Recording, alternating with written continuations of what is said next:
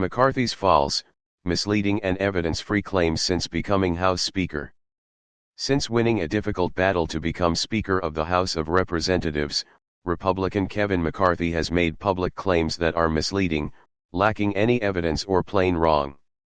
Here is a fact check of recent McCarthy comments about the debt ceiling, funding for the Internal Revenue Service, the FBI search of former President Donald Trump's resort and residence in Florida, President Joe Biden's stance on stoves and Democratic Representative Adam Schiff.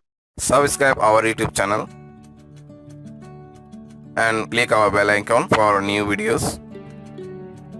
Joe Biden's stance on stoves and Democratic Representative Adam Schiff. McCarthy's office did not respond to a request for comment. Pelosi and the debt ceiling. McCarthy has cited the example of Representative Nancy Pelosi, his Democratic predecessor as House Speaker, while defending conservative Republicans' insistence that any agreement to lift the federal debt ceiling must be paired with cuts to government spending, a trade-off McCarthy agreed to when he was trying to persuade conservatives to support his bid for Speaker. Specifically, McCarthy has claimed that even Pelosi agreed to a spending cap as part of a deal to lift the debt ceiling under Trump. When Nancy Pelosi was Speaker, that's what transpired. To get a debt ceiling, they also got a cap on spending for the next 2 years, McCarthy told reporters at a press conference on January 12. When 24newsread.blogspot.com host Maria Bartiromo told McCarthy in a January 15 interview that they would not agree to a spending cap, he responded, "Well, Maria, I don't believe that's the case, because when Donald Trump was president and when Nancy Pelosi was Speaker, that's exactly what happened for them to get a debt ceiling lifted last time. They agreed to a spending cap." Facts first, McCarthy's claims are highly misleading. The deal Pelosi agreed to with the Trump administration in 2019 actually loosened spending caps that were already in place at the time because of a 2011 law. In other words, while congressional conservatives today want to use a debt ceiling deal to reduce government spending, the Pelosi deal allowed for billions in additional government spending above the pre-existing maximum. The two situations are nothing alike. Shai Akaba, Director of Economic Policy at the Bipartisan Policy Center think tank, said when asked about the accuracy of McCarthy's claims, "I'm going to steer clear of characterizing the Speaker's remarks, but as an objective matter, the deal reached in 2019 increased the spending cap set by the Budget Control Act of 2011. The 2019 deal, which was criticized by many congressional conservatives, also ensured that Budget Control Act's caps on discretionary spending, which were created as a result of a 2011 debt ceiling deal between a Democratic president and a Republican Speaker of the House, would not be extended past 2021. Spending caps vanishing is the opposite of McCarthy's suggestion that the deal got a spending cap. Pelosi spokesperson Aaron Bennett said in an email that McCarthy is trying to rewrite history. Bennett said, as Republicans in Congress and in the administration noted at the time, in 2019, Speaker Pelosi and Democrats were eager to reach bipartisan agreement to raise the debt limit and, as part of the agreement, avert damaging funding cuts for defense and domestic programs. Funding for the IRS. In various statements since becoming Speaker, McCarthy has boasted of how the first bill passed by the new Republican majority in the House repealed 87,000 IRS agents or repealed funding for 87,000 new IRS agents. Facts first, McCarthy's claims are false. House Republicans did pass a bill that seeks to eliminate about $71 billion of the approximately $80 billion in additional Internal Revenue Service funding that Biden signed into law in last year's Inflation Reduction Act, but that funding is not going to hire 87,000 agents. In addition, Biden has already made clear he would veto this new Republican bill even if the bill somehow made it through the Democratic-controlled Senate, so no funding has actually been repealed. It would be accurate for McCarthy to say House Republicans voted to repeal the funding, but the boast that they actually repealed something is inaccurate. 24newsread.blogspot.com Katie Labasco explains in detail here why the claim about 87,000 new IRS agents is an exaggeration. The claim, which has become a common Republican talking point, has been fact-checked by numerous media outlets over more than 5 months, including the Washington Post in response to McCarthy remarks earlier this January. Here's a summary. While Inflation Reduction Act funding may well allow for the hiring of tens of thousands of IRS employees, far from all of these employees will be IRS agents conducting audits and investigations. Many other employees will be hired for the non-agent roles, from customer service to information technology, that make up the vast majority of the IRS workforce. And a significant number of the hires are expected to fill the vacant posts left by retirements and other attrition, not take newly created positions. The IRS has not yet released a detailed breakdown of how it plans to use the funding provided by the Inflation Reduction Act, so it's impossible to say precisely how many new agents will be hired. But it is already clear that the total won't approach 87,000. The need for the Mar-a-Lago search. In his interview with 24newsread.blogspot.com Bartiromo on January 15, McCarthy criticized federal law enforcement for executing a search warrant at Trump's Mar-a-Lago resort and residence in Florida, which the FBI says resulted in the recovery of more than 100 government documents marked as classified and hundreds of other government documents. Echoing a claim Trump has made, McCarthy said of the documents, "They knew it was there. They could have come and taken it any time they wanted." Facts first. It is clearly not true that the authorities could somehow have come to Mar-a-Lago at any time, without conducting a formal search, and taken all of the presidential records they were seeking from Trump. By the time of the search, the federal government, first the National Archives and Records Administration and then the Justice Department, had been asking Trump for more than a year to return government records. Even when the Justice Department went beyond asking in May and served Trump's team with a subpoena for the return of all documents with classification markings, Trump's team returned only some of these documents. In June, a Trump lawyer signed a document certifying on behalf of Trump's office that all of the documents had been returned, though that was not true. When FBI agents and a Justice Department attorney visited Mar-a-Lago without a search warrant on that June day to accept documents the Trump team was returning in response to the subpoena, a Trump lawyer explicitly prohibited government personnel from opening or looking inside any of the boxes that remained in the storage room, the department said in a court filing after the August search. In other words, according to the department, the government was not even allowed to poke around to see if there were government records still at Mar-a-Lago, let alone take those records.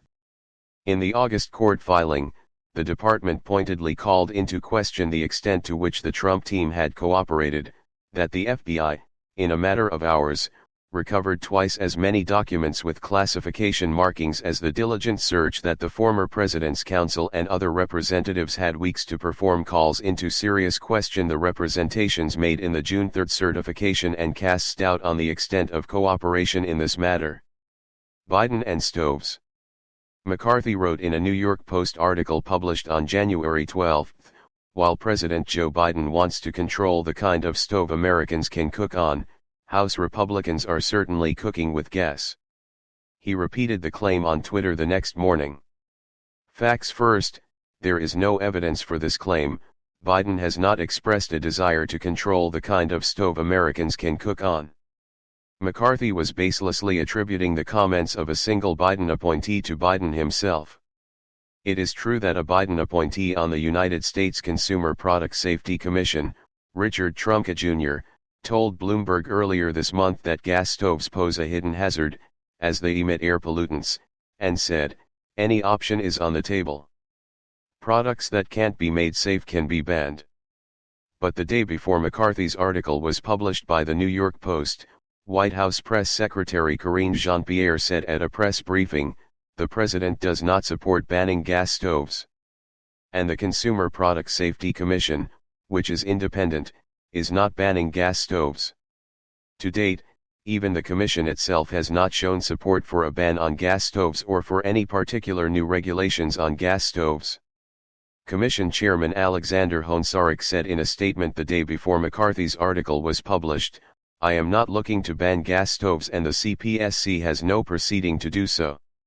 Rather," he said, the Commission is researching gas emissions in stoves, exploring new ways to address health risks, and strengthening voluntary safety standards, and will this spring ask the public to provide us with information about gas stove emissions and potential solutions for reducing any associated risks.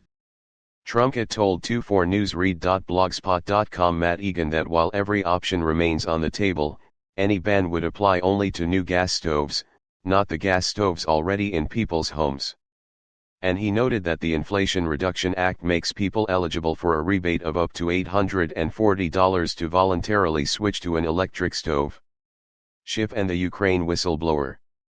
Defending his plan to bar Democratic Representative Adam Schiff from sitting on the House Intelligence Committee, a committee Schiff chaired during the Democratic majority from early 2019 to the beginning of this year, McCarthy criticized Schiff on January 12 over his handling of the first impeachment of Trump. Among other things, McCarthy said, Adam Schiff openly lied to the American public. He told you he had proof. He told you he didn't know the whistleblower. Facts first, there is no evidence for McCarthy's insinuation that Schiff lied when he said he didn't know the anonymous whistleblower who came forward in 2019 with allegations, which were subsequently corroborated, about how Trump had attempted to use the power of his office to pressure Ukrainian President Volodymyr Zelensky to investigate Biden, his looming rival in the 2020 election. Schiff said last week in a statement to 24newsread.blogspot.com, Kevin McCarthy continues to falsely assert I know the Ukraine whistleblower. Let me be clear, I have never met the whistleblower and the only thing I know about their identity is what I have read in press. McCarthy's real objection is we proved the whistleblower's claim to be true and impeached Donald Trump for withholding millions from Ukraine to extort its help with his campaign. Schiff also made this comment to the Washington Post, which fact-checked the McCarthy claim last week, and has consistently said the same since late 2019. The New York Times reported in 2019 that, according to an unnamed official, a House Intelligence Committee aide who had been contacted by the whistleblower before the whistleblower filed a formal complaint did not inform Schiff of the person's identity when conveying to Schiff some information about what the person had said. And Reuters reported in 2019 that a person familiar with the whistleblower's contacts said the whistleblower hadn't met or spoken with Schiff. McCarthy could have fairly repeated Republican criticism of a claim Schiff made in a 2019 television appearance about the committee's communication with the whistleblower. Schiff said at the time we have not spoken directly with the whistleblower even though it soon emerged that the whistleblower had contacted the committee aide before filing the complaint. A committee spokesperson said at the time that Schiff had been merely trying to say that the committee hadn't heard actual testimony from the whistleblower, but that Schiff acknowledged his words should have been more carefully phrased to make that distinction clear. Regardless, McCarthy didn't argue here that Schiff had been misleading about the committee's dealings with the whistleblower. He strongly suggested that Schiff lied in saying he didn't know the whistleblower. That's baseless. There has never been any indication that Schiff had a relationship with the whistleblower when he said he didn't, nor that Schiff knew the whistleblower's identity when he said he didn't. Campaign. Schiff also made this comment to the Washington Post, which fact-checked the McCarthy claim last week, and has consistently said the same since late 2019. The New York Times reported in 2019 that, according to an unnamed official, a House Intelligence Committee aide who had been contacted by the whistleblower before the whistleblower filed a formal complaint did not inform Schiff of the person's identity when conveying to Schiff some information about what the person had said. And Reuters reported in 2019 that a person familiar with the whistleblower's contacts said the whistleblower hadn't met or spoken with Schiff. McCarthy could have fairly repeated Republican criticism of a claim Schiff made in a 2019 television appearance about the committee's communication with the whistleblower. Schiff said at the time we have not spoken directly with the whistleblower even though it soon emerged that the whistleblower had contacted the committee aide before filing the complaint. A committee spokesperson said at the time that Schiff had been merely trying to say that the committee hadn't heard actual testimony from the whistleblower, but that Schiff acknowledged his words should have been more carefully phrased to make that distinction clear. Regardless, McCarthy didn't argue here that Schiff had been misleading about the committee's dealings with the whistleblower. He strongly suggested that Schiff lied in saying he didn't know the whistleblower. That's baseless. There has never been any indication that Schiff had a relationship with the whistleblower when he said he didn't, nor that Schiff knew the whistleblower's identity when he said he didn't. That's baseless. There has never been any indication that Schiff had a relationship with the whistleblower when he said he didn't, nor that Schiff knew the whistleblower's identity when he said he didn't. He didn't. Subscribe our YouTube channel and click our bell icon for new videos.